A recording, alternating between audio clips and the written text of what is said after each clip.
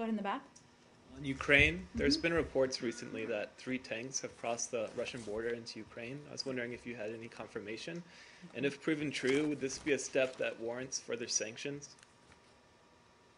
I think I do have something on this. Unfortunately, I'm not sure I have it with me. So why don't we get that to you and anyone else who's interested after the briefing. Go ahead. Well, can we stay in Ukraine for a second? And just, do you remember at all what it was? Is it a confirmation? Again, I think it's probably sitting on my desk right now, and it came out right before the briefing. right. So we'll venture to get that out to all of you shortly after. There were reports yesterday that the Ukrainian military is using white phosphorus bombs and attacking Slavyansk.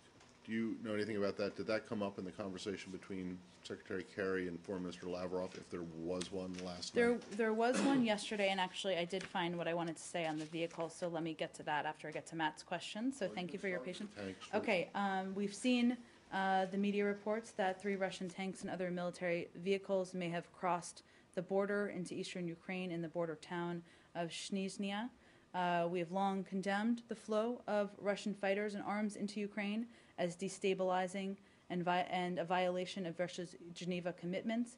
If these latest reports are true, which I don't have confirmation of, this incursion marks a serious and disturbing escalation of the crisis in eastern Ukraine.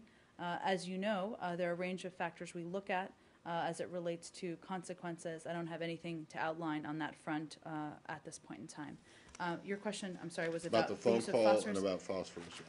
The Secretary did speak with Foreign Minister Lavrov just yesterday afternoon. They discussed 2 issues, the ongoing situation on the ground in Ukraine.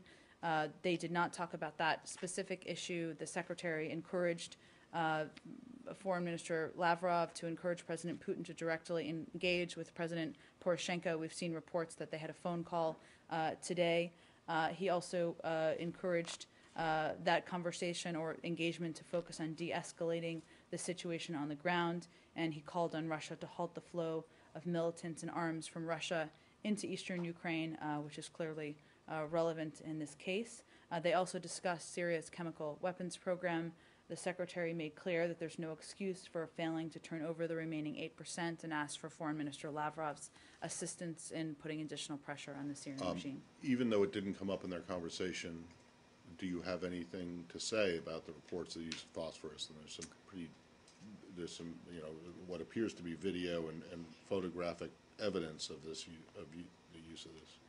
By the Russian? No, by the Ukrainians. I have not seen those reports. I'm happy to check with our team and see if we have any confirmation of that or more to say on that front. And the Russians, are you supportive of the of the resolution at the Security Council that they're preparing or may have already introduced?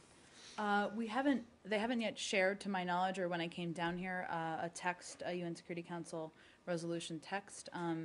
Our view is that the focus should be on engaging directly with the Ukrainians. We find it hypocritical for the Russian leadership to call for an end to violence or call on the Ukrainians to take these steps when Russian separatists are abetting the violence and bringing weapons illegally into the country. But we haven't yet seen the text of what they're proposing. But you do think that the violence should end, correct? Of course we do. But again... well, I don't understand why it's hypocritical for them to say that. Because I think it depends on what the text is calling for, and if it's focused on Ukrainians taking steps, that is clearly different from what the reality is on the ground. Well, what if it's, what if it was both sides? What if the text said both sides should end the violence? Then you would support it? We'll see what the text says, and then we can do some more analysis. And then the last thing is, if the reports of the Poroshenko-Putin call are correct, if they're accurate, is that a positive step in your mind? Sure, we would be encouraged by direct engagement, but clearly there's more that needs to be done beyond that. It's a step in the process, but there's more that needs to happen. Ukraine or another